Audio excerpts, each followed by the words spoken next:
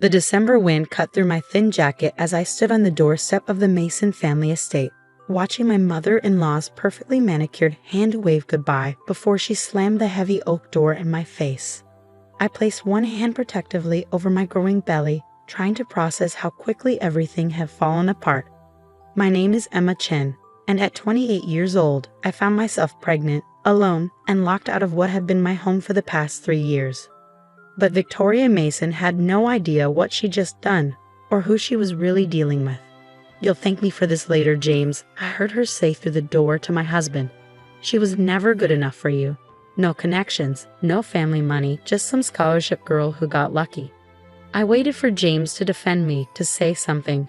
Anything. But his silence spoke volumes. The same silence that had grown between us over the past few months as his mother's influence poisoned everything we'd built together. The irony was, Victoria Mason was right about one thing. I had gotten lucky, but not in the way she thought. 3 years ago, I was a software engineer fresh out of MIT, working on an AI algorithm that could revolutionize supply chain management. James and I met at a tech conference where I was presenting my research. He was there representing his family's shipping company, Mason Global Logistics. It was love at first sight, at least that's what I thought. The wedding was rushed, small, intimate. Victoria never approved, but James had insisted. "We don't need their blessing," he'd said back then. "We just need each other." Those words felt hollow now as I stood in the cold, watching my breath form clouds in the frigid air. What Victoria didn't know was that for the past year, I'd been building something in secret. Something that would change everything. The algorithm I'd been developing wasn't just theoretical anymore, it was ready. And while Victoria was busy planning charity galas and criticizing my common background, I'd been quietly meeting with investors, securing patents, and laying the groundwork for my own company. I pulled out my phone, my fingers trembling slightly from both cold and adrenaline, and dialed the one person I knew I could count on.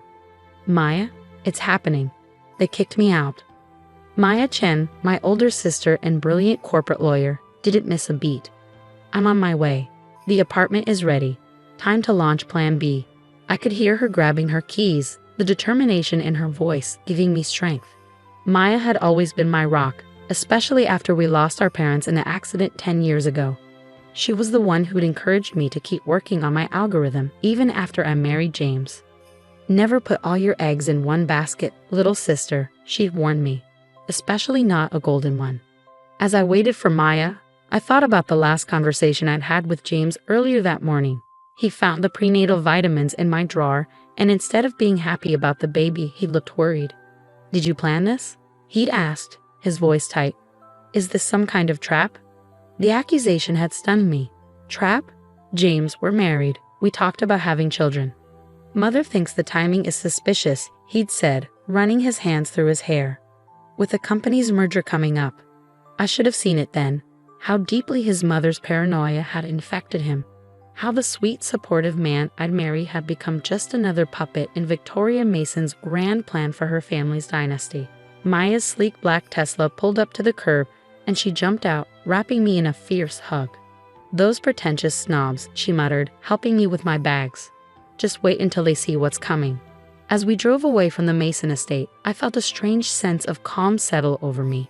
Victoria thought she was protecting her family's empire by getting rid of me. She had no idea she'd just set in motion exactly what I'd been waiting for. Maya glanced at me as she navigated through the city streets. "You okay? The stress isn't good for the baby." I placed a hand on my belly, feeling a small kick. "I'm fine. Better than fine, actually. Remember how you told me to always have a backup plan?" She nodded, turning onto the highway that led to her downtown apartment building. "Well," I said, pulling out my laptop, "I have something to show you. That algorithm I've been working on, it's not just theoretical anymore. I've been running simulations using Mason Global's shipping data that James gave me access to when we first got married." Maya's eyes widened. "Emma, what exactly have you been up to?" I opened my laptop, showing her the results of my latest simulation. I've created an AI-driven logistics system that can predict supply chain disruptions before they happen, optimize shipping routes in real time, and reduce costs by up to 40%. I call it Chainsight. And you've tested this using Mason Global's data? I nodded. James gave me full access to their systems when we got married. He wanted me to understand the family business. Victoria was furious about it, but he insisted. I've been running simulations for months, perfecting the algorithm. Maya pulled into her building's parking garage, turning to face me fully. Emma, do you realize what you have here? I do, I said, closing my laptop. And so do the venture capitalists I've been meeting with. They're ready to fund Chainsight's launch. We're just waiting for my signal. Maya's face broke into a wide grin. And Victoria just gave you the perfect reason to launch. As we rode the elevator to Maya's penthouse apartment, I thought about Victoria's smug face as she pushed me out the door. She thought she was getting rid of a gold digger, a nobody who trapped her precious son. Instead, she just freed me to become her biggest competitor. Maya's apartment was everything the Mason estate wasn't: modern, minimal, and warm. She'd set up the guest room for me weeks ago, just in case. My sister had always been the pragmatic one. Get some rest, she said, helping me unpack. Tomorrow, we start making calls. It's time to show the Masons what a nobody from nowhere can really do. That night, as I lay in bed, my hand resting on my growing belly, I felt stronger than I had in months. Victoria thought she was protecting her family's legacy. Instead, she'd just given me the push I needed to build my home. My phone buzzed. A text from James. Mother says this is for the best. I'm sorry. I didn't respond. Let him think I was broken, devastated. Let Victoria believe she'd won. They had no idea what was coming. The next morning, I woke up to an email from my lead investor, Sarah Chen. No relation, but we joked about it. Ready when you are. Say the word, and we'll start the funding round. I looked out Maya's window at the city skyline, where Mason Global's headquarters dominated the view. Soon, they'd see my company's name up there too. But first, I had work to do. Maya was already up, making breakfast and taking calls. She cleared her schedule for the next week to help me set everything in motion. As I walked into the kitchen, she handed me a prenatal vitamin and a glass of orange juice. The team's ready, she said, hanging up her phone. We can file the incorporation papers today. You're sure about this? I took the vitamin, thinking about James' accusation yesterday. Had I planned this? Not exactly. But I'd been prepared for it thanks to Maya's constant warnings and my own instincts. I'm sure, I said, pulling out my laptop. Victoria wants a war. Let's give her one. Maya smiled, that fierce, protective smile I'd known all my life. Then let's get to work. The next few days passed in a blur of meetings, calls, and paperwork. Maya's law firm handled everything efficiently, and by the end of the week, Chainsight was officially incorporated. The initial funding round was oversubscribed. It seemed every investor in town wanted a piece of what we were building. James tried calling several times, but I let everything go to voicemail. His messages grew increasingly anxious as news of Chainsight's incorporation spread through the business community. Emma, what are you doing? His last message demanded. Mother's furious. She says you stole company secrets. We could sue you for this. I played the message for Maya, who just laughed. Let them try. Every bit of data you used was legally accessed with full permission. We have James's emails proving it. She was right, of course. I documented everything meticulously, knowing this day might come. Victoria Mason hadn't raised an idiot for a son. She just never expected his wife to be smarter than he was. As I ended part one of my story here, I was just getting started. Victoria Mason thought she'd taught me a lesson about knowing my place. Instead, she'd given me exactly what I needed: freedom to build something that would change everything, not just for me and my baby, but for the entire industry she thought she controlled. The real question was, what would happen when she realized exactly what she'd done? 6 months after Victoria Mason slammed her door in my face, I stood in front of a packed conference room at the National Logistics Convention. My hand rested on my now visible baby bump as I prepared to demonstrate Chainsight to the industry's biggest players. The irony wasn't lost on me that Mason Global's leadership team sat in the front row, Victoria and James among them. Victoria's face was set in its usual mask of cold disdain, but I could see the tension in her jaw. James just looked pale. Ladies and gentlemen, I began, my voice steady despite the flutter of movement in my belly. What you're about to see will revolutionize how we think about supply chain management. As I launched into the demonstration, showing real-time optimization of shipping routes and predictive analytics that could save companies millions. I watched Victoria's expression shift from dismissive to concerned. By the time I showed the cost-saving projections, she was gripping her armrests so tightly her knuckles had turned white. The past 6 months had been intense. Maya and I had worked around the clock, building the company from her penthouse apartment. Our team grew quickly, brilliant engineers and developers who believed in the vision. The pregnancy hadn't been easy, but every kick from my baby felt like a reminder of why I was doing this. Victoria had tried everything to stop us. First came the cease and desist letters, claiming I'd stolen proprietary information. Maya's legal team shut that down quickly, producing documentation of every permission James had given me to access their systems. Then came the whisper campaign. Rumors about my character, my background, suggestions that I was unstable. But Victoria had underestimated how much the industry was ready for change. Chainsight's early trials with smaller shipping companies had produced results that couldn't be ignored. Any questions? I asked as I concluded the presentation. The room erupted with raised hands, but Victoria was already on her feet. "This is nothing but smoke and mirrors," she announced, her voice sharp. "Ms. Chen claims her system can reduce costs by 40%, but where's the proof? Mason Global has been in this industry for generations. We know what's possible and what isn't." I smiled, having anticipated this moment. "Excellent question, Mrs. Mason. Perhaps your son can help answer it, since he's seen the system in action." All eyes turned to James, who looked like he wanted to disappear. He knew exactly what I was referring to.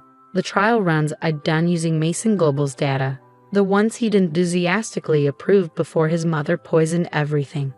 I don't know what you're talking about," he stammered, but his face betrayed him. "Really?" I pulled up a series of emails on the screen behind me. "Because according to these messages, you were quite impressed with the initial results. In fact, you called them revolutionary and suggested implementing them company-wide." Victoria's face turned scarlet.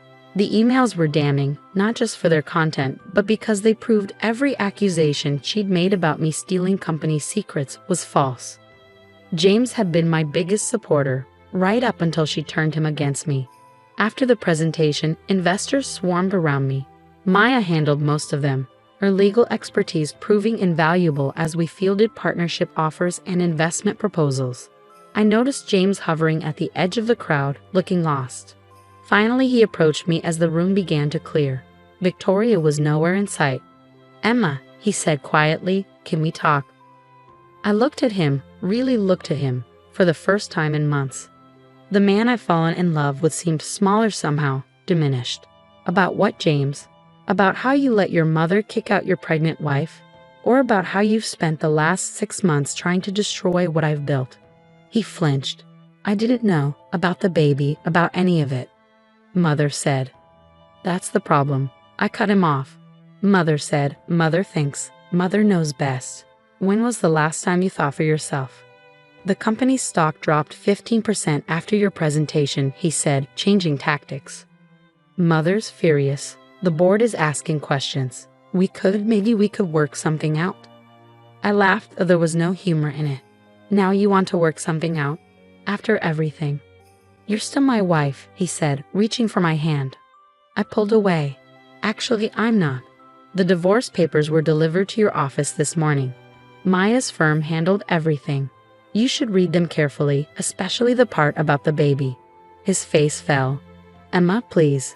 That's my child too." "Yes," I agreed, "and you'll have visitation rights once they're born.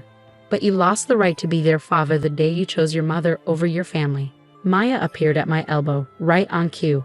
"Everything okay here?" James stepped back, his shoulders slumping. I'm sorry, Emma, for everything."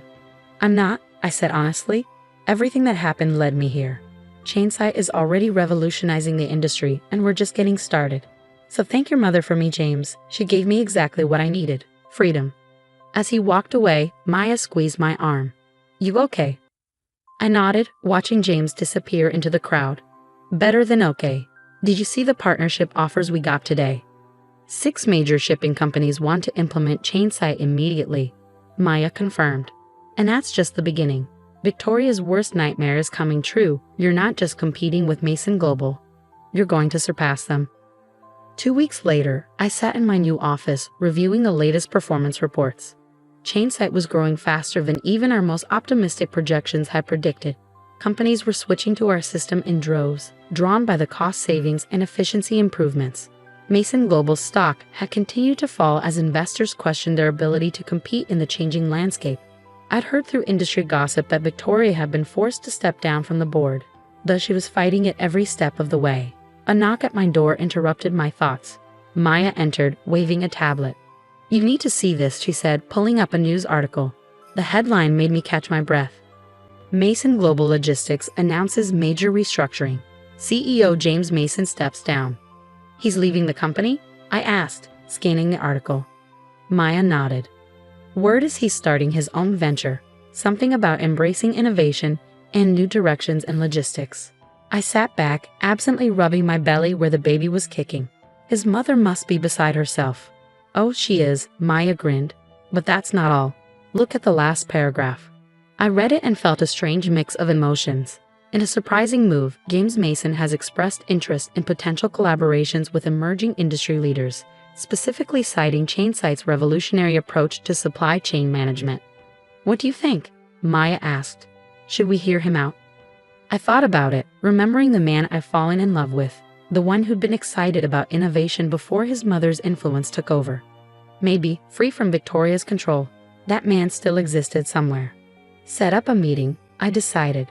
But make it clear, this is business, nothing more. If he wants to work with Chainsight, he'll need to prove himself just like anyone else. Maya nodded, understanding perfectly. And Victoria? I smiled, thinking of my former mother-in-law and her grand plans for her family's legacy. She can watch from the sidelines as everything she tried to protect gets transformed by the nobody from nowhere she threw out in the cold. The baby kicked again, stronger this time, and I placed both hands on my belly.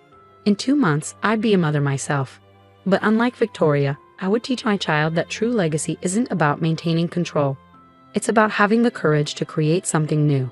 Victoria had thought she was protecting her son's inheritance when she kicked me out that cold December day.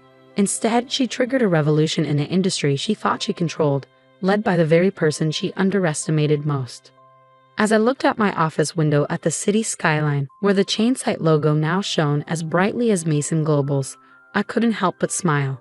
Sometimes the best revenge isn't about getting even. It's about soaring higher than your enemies ever thought possible.